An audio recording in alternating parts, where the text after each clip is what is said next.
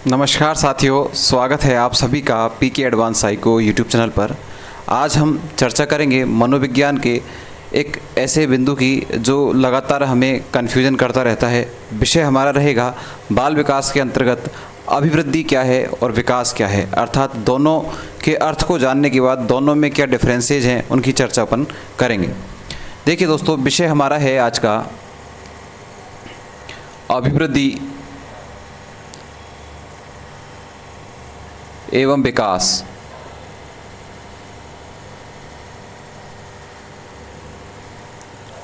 आज का हमारा टॉपिक है अभिवृद्धि एवं विकास।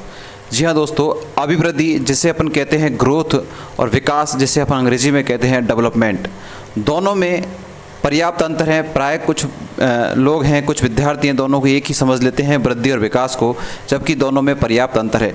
सबसे पहले तो हमें एक बात ध्यान रखनी है जो बार बार एग्जाम में पूछी जाती है कि वृद्धि और विकास अर्थात ग्रोथ एंड डेवलपमेंट दोनों पर्याय नहीं है, एक दूसरे के पूरक हैं।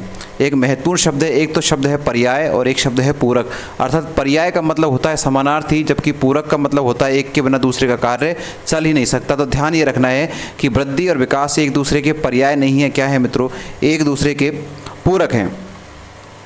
देखिए, सबसे पहले मैं आपको बताऊं कि अभिवृद्धि और विकास दोनों के अर्थ को तो अपन समझेंगे, साथ के साथ में दोनों के अंतर को भी अपन समझते हुए चलेंगे। अभिवृद्धि जिसे कहते हैं ग्रोथ, जिसे क्या कहते हैं ग्रोथ, और एक तरफ अपन लिख लेंगे विकास। विकास जिसे कहते हैं डेवलपमेंट, जिसे क्या कहते हैं डेवलपमेंट। डेवलपमेंट देखिए मित्रों, चर्चा हम करेंगे ग्रोथ एवं डेवलपमेंट की। सबसे पहली बात हमें ध्यान रखनी है कि जो अभिवृद्धि होती है इसका संबंध शरीर से होता है, अर्थात शारीरिक जो है ग्रोथ है उससे होता है। सीधा सा यहाँ पर सबसे पहला जो हम डिफरेंसेस देख सकते हैं कि अभिवृद्धि का संबंध तो किससे होता है, शारीरिक होता है, अर्थात इसका संबंध किससे है, शरीर से। शरीर से संबंध है कैसे, अर्थात जब किसी व्यक्ति या बालक के शरीर के आकार विकार में परिवर्तन होता है, उसकी लंबाई चौड़ाई में परिवर्तन होता है, तो अपन उसके माध्यम से किसको समझने का प्रयास करते हैं, अभिवृद्धि का। अर्थात अभिवृद्धि के अंतर्गत जो हमारे बाह्य परिवर्तन है, जो शरीर में हमारे जो बाहरी परिवर्तन हमें दिखाई देते हैं, वो तो क्या कहलाती है, अभिवृद्धि, जिसे हम वृद्धि भी कह सकते हैं, जिसको हम ग्रोथ कहते हैं।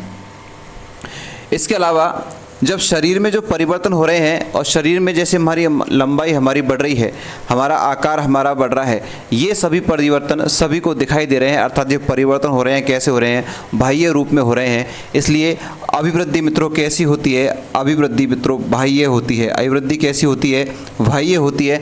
अब बाह्य अर्थात बाहरी रूप से लक्षण सभी को दिखाई दे रहे हैं, अर्थात दिखाई दे रहे हैं, इसलिए हम कह सकते हैं कि अभिवृद्धि कैसी होती है, बताओ, प्रत्यक्ष होती है। अभिवृद्धि कैसी होती है, प्रत्यक्ष होती है, जिसे अपन क्या कहते हैं, मूर्त भी अपन इसे कह सकते हैं। अभिवृद्धि अर्थात जो ग्रोथ है वो एक निश्चित समय तक चलती है। अभिवृद्धि का जो संबंध होता है मित्रों, ये जो संबंध इसका होता है, ये होता है जन्म से। कब से बताओ, जन्म पूर्व अवस्था से, अर्थात कौन सी अवस्था से, गर्भ अवस्था से। कौन सी अवस्था से मित्रों, ये जो चलती है गर्भ अवस्था से चलती है। ये चलती है कब तक बताओ, किशोर अवस्था कह दो या फिर कौन सी अवस्था कह दो, परिपक्व अवस्था कह दो।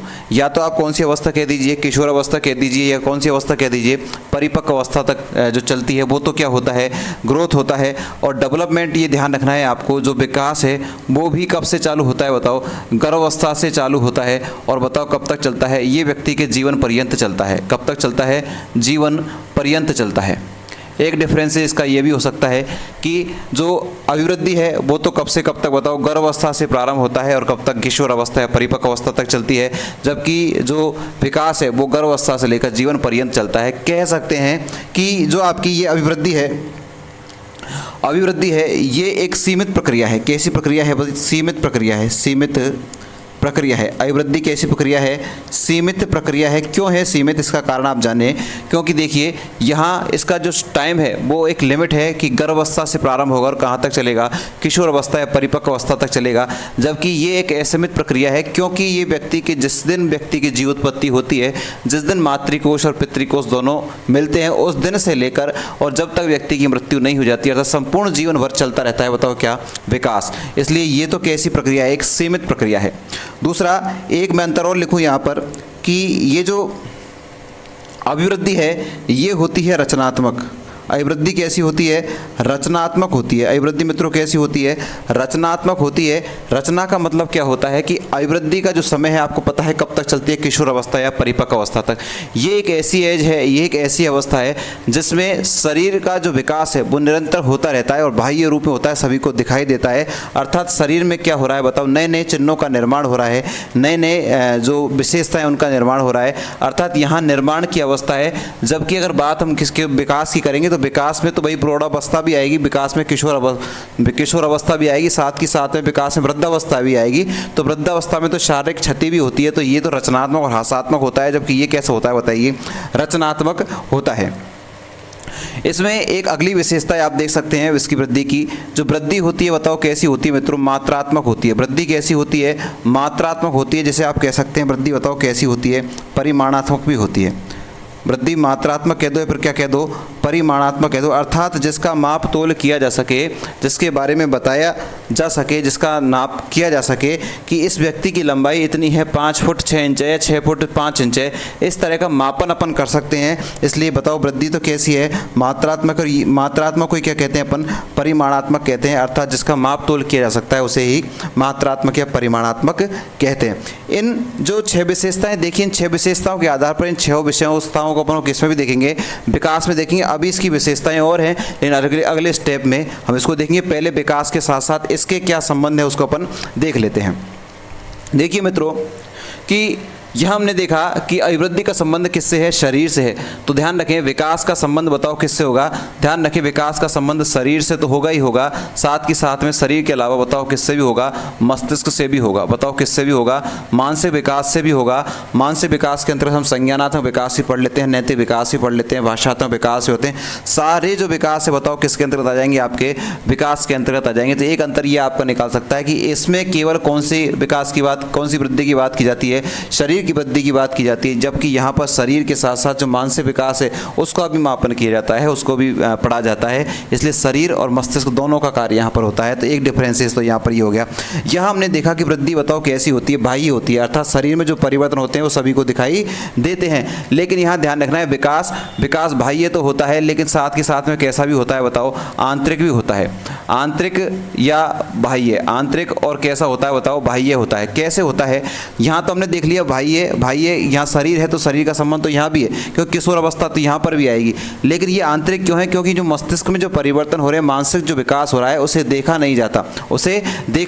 कारण उसका क्या है? क्योंकि वो कैसा विकास है? आंतरिक विकास है। इसलिए विकास कैसा होता है? आंतरिक और बाह्य दोनों होता है। जबकि अभिवृद्धि कैसी होती है? केवल और केवल बाह्य होती है। क्योंकि शरीर के लक्षण प्रकट होते हैं जो सभी को दिखाई देते हैं, बाहरी रूप से होते हैं। जबकि जो मस्तिष्क में जो लक्षण प्रकट होते हैं वह किसी को दिखाई नहीं देते। क्यों? क्योंकि वो कैसे होते हैं? आंतरिक होते हैं। इसलिए आंतरिक और बाह्य दोनों प्रकार से होता है। यहाँ हमने देखा कि प्रत्यक्ष कह दीजिए या मूर्त कह दीजिए, अर्थात जो लक्षण हमें दिखाई दे जाते हैं उसे अपन क्या कहते हैं? प्रत्यक्ष या मूर्त कहते हैं। अर्थात व्यक्ति की जो लंबाई चौड़ाई वो सभी को दिखाई देती है, क्योंकि शरीर का संबंध इसी से है। इसलिए ये तो बताओ कैसा है? प्रत्यक्ष है। अब देखिए यहाँ पर मस्तिष्क का विकास आ रहा है, तो मानसिक विकास आ रहा है। तो इसका संबंध ये मान लीजिए कि मानसिक आ रहा है। तो ध्यान रखिए ये प्रत्यक्ष तो होता ही है, इसमें तो कोई शंका नहीं है। प्रत्यक्ष तो होता ही है, लेकिन प्रत्यक्ष के साथ साथ बताओ कैसे होता है? अप्रत्यक्ष भी होता है। प्रत्यक्ष के साथ साथ कैसा भी होता है? ये अप्रत्यक्ष हो सकता है, या फिर कह सकते हैं मूर्त और अमूर्त दोनों ही होता है। दोनों में अपन डिफरेंसेज पता कर रहे हैं। ये सीमित प्रक्रिया है। कारण क्या है? क्योंकि ये गर्भावस्था से चलता है। बताओ कहाँ तक चलता है? किशोर अवस्था तक चलता है। जबकि ध्यान रखना ये गर्भावस्था से संपूर्ण जीवन पर्यंत चलता है। अर्थात ये तो सीमित प्रक्रिया है, लेकिन ये कैसी प्रक्रिया है बताओ? असीमित प्रक्रिया है। कैसी प्रक्रिया है? ये असीमित प्रक्रिया है। किसके बारे में पढ़ रहे हैं अपन? विकास के बारे में पढ़ रहे हैं। विकास कैसी प्रक्रिया है? असीमित। अर्थात इसका कोई समय का बंधन नहीं है, क्योंकि व्यक्ति के संपूर्ण जीवन काल में ये चलती रहती है। आगे अपन देखें कि सीमित प्रक्रिया का असीमित। अब देख लिया रचनात्मक। अर्थात यहाँ पर तो क्या होता है? रचना का मतलब निर्माण। और यहाँ ध्यान रखिए ये रचनात्मक भी होता है, साथ ही साथ में बताओ कैसा होता है? हासात्मक भी होता है। कैसा? हासात्मक। हासात्मक मतलब होता है कमी। हासात्मक का मतलब क्या होता है, कमी। रचनात्मक तो क्यों है, क्योंकि किशोर अवस्था तो इसमें भी आ रही है। हासात्मक इसलिए क्योंकि जीवन पर्यंत चल रहा है, तो बुढ़ापा भी इसमें अंतर आ रहा है। बुढ़ापे के अंतर्गत हमारी शारीरिक वृद्धि नहीं होती, शारीरिक रूप से हमें क्षति होती है। मानसिक विकास का भी हमारा क्या होता है, क्षति होती है। अर्थात यहाँ पर निर्माण तो हो रहा है, साथ ही साथ बताओ क्या हो रही है, शारीरिक और मानसिक क्षमताओं में कमी भी आ रही है। इसलिए रचनात्मक और हास्यात्मक दोनों ही होता है। यहाँ देखिए एक और अपने जो विशेषता इसकी देखी कि वृद्धि होती है वो कैसी होती है, मात्रात्मक होती है, फिर कैसी होती है बताओ, परिमाणात्मक होती है। जबकि विकास का आपको ध्यान रखना है, विकास जो मात्रात्मक तो होता ही है, विकास कैसा होता है, मात्रात्मक तो होता ही है, साथ ही साथ में ध्यान रखना है इसके साथ में कैसा भी होता है, ये गुणात्मक भी होता है। विकास कैसा भी होता है बताओ, गुणात्मक भी होता है। यहाँ से इनसे प्रश्न बनते हैं। इससे महत्वपूर्ण प्रश्न क्या बन जाता है, ध्यान रखना कि जो वृद्धि और विकास है, मैं इसको बीच में लिख देता हूँ, नोट करके आप देख लीजिएगा। वृद्धि और विकास क्या बताओ, वृद्धि एवं विकास, वृद्धि एवं विकास एक दूसरे के पूरक हैं। एक दूसरे के क्या है बताओ, पूरक हैं। वृद्धि और विकास बताओ कैसे हैं, एक दूसरे के पूरक हैं, अर्थात एक के बिना दूसरे का काम नहीं चल सकता। क्यों नहीं चल सकता, ध्यान रखें, जब विकास होता है, विकास तो विकास के अंतर्गत बताओ क्या शामिल होती है, अभिवृद्धि शामिल होती है। और जब अभिवृद्धि होती है तो उसके अंतर्गत क्या शामिल होता है, विकास शामिल होता है। कैसे इसकी जो लैंग्वेज है वो कैसे फिट बैठती है, ध्यान रखना क्या बात रखनी है कि विकास के साथ साथ हमेशा अभिवृद्धि रहती है, नहीं रहती, जबकि वृद्धि के साथ में हमेशा क्या रहता है, विकास रहता है। नोट करके दूसरा पॉइंट भी आप लिख सकते हैं, नोट करके अगला नोट आप बना सकते हैं यहाँ पर क्या कि विकास के साथ हमेशा, शब्द पर गौर करना, कौन सा शब्द लिखा है मैंने, हमेशा।